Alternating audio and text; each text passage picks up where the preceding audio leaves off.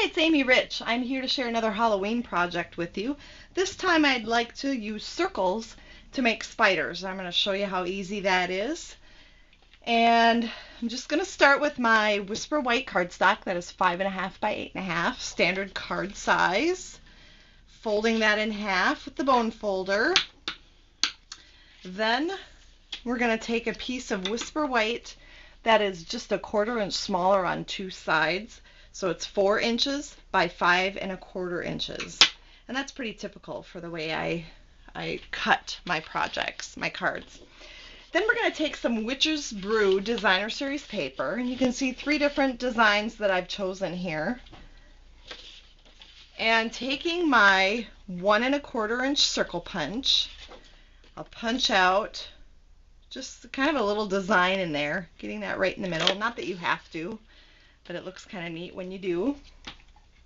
And then I also need a 3/4 inch black circle for the head. So I punch that out right away and set that aside. Then I'm going to adhere the circle onto my card. This is my first spider's body. And then I've already punched out a couple of the other colors.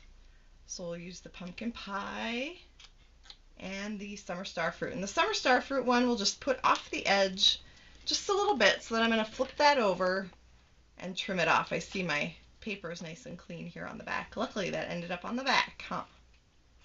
Alright, we'll just trim that off. Then we're going to add the heads, and that's an easy thing to do. We're just going to use a Stampin' Dimensional on our 3/4 inch circle, and then we'll just hang it off the bottom of the larger circle. With our Whisper White cardstock and our owl punch, I need 2 of the circles on this owl punch. I'm going to use these 2 right here, and then the teeny tiny little ones for the black. And so I'm just going to take my punch out just those little white circles. And then I'll take the black, and I just need 2 little black ones.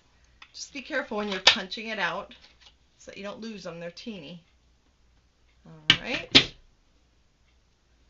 Then we'll take the 2-way glue pen, and this seems to be the easiest way to attach something really teeny tiny. So first I'm going to take my white ones and attach those to my head. We'll attach one and then the other, and when I attach the second one, I want to just slightly overlap the 2 because they're kind of big. We're going to have kind of big googly spider eyes, which I like because that makes them a little more fun rather than kind of scary. And then do kind of the same thing with our little circles and attach them to the centers.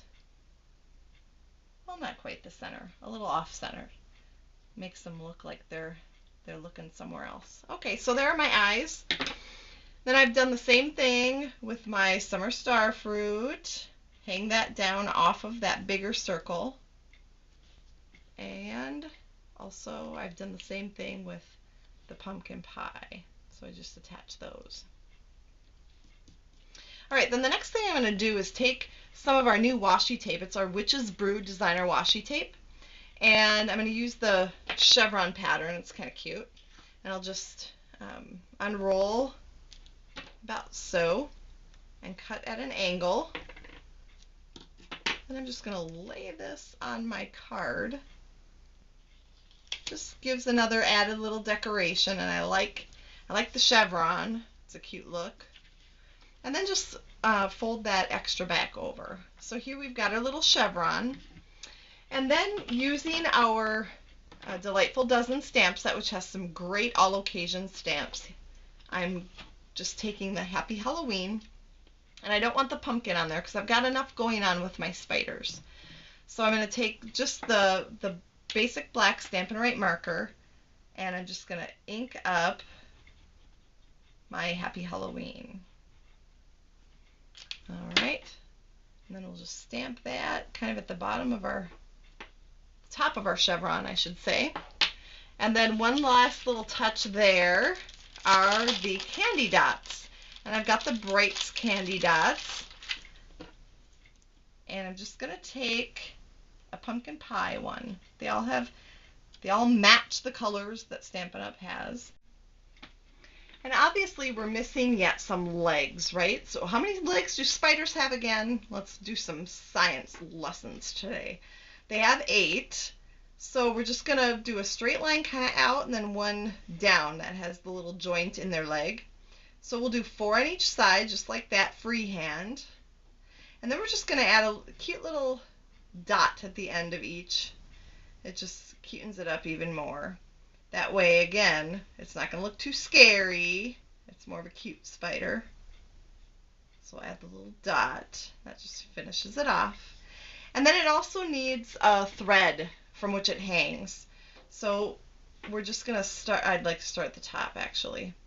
And I'm just going to do a freehand dashed line all the way down. So we've got the little thread now. So you'll want to do that to each of the spiders, and then it's ready to attach to our card.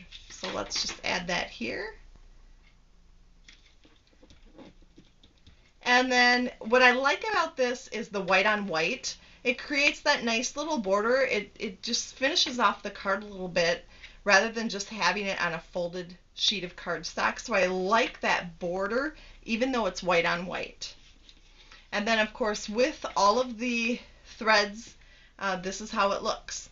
So this is a great little Halloween card, and you don't need many Halloween stamps. Sometimes I think you know, I don't want to buy too many Halloween stamps because it's can only use it for a short amount of time. But with just needing the Happy Halloween, it's kind of a nice little option when you've got some circle punches to go along with. So, hope you enjoyed that. For some other Halloween projects, make sure to check out my channel at YouTube /NutsoStamper, and come and join me anytime. Happy Halloween!